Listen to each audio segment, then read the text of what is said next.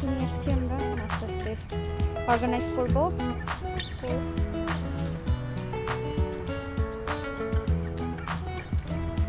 বাংলাদেশের পতাকা মিক্স হয়ে যাচ্ছে সব, এত সুন্দর আজকে, মানে মাশাআল্লাহ এত ভালো লাগতেছে আমার।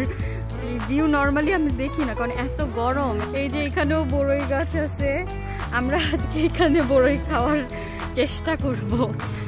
আমাদের বিরিয়ানি, জুস, পানি, ফ্রুটস, এখানে ভাজাভুজি, সালাদ, এগুলো আমরা এভাবে নিয়ে আসছি কারণ কেটে টেটে নিয়ে আসলে ফ্রুটসগুলো দেখতে একদম কালো হয়ে যায়। আমার কাছে বিষয়টা কেমন লাগে, মানে আমার খেতে ইচ্ছা করে না।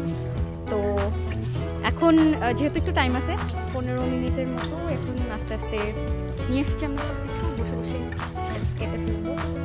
আর বাকি এখানে আমি সব খাবার দাবার অর্গানাইজ করে রেখেছিলাম, আর গেস্ট আসার আগে আমি একটু গুজগাছ করে নিচ্ছিলাম বসে।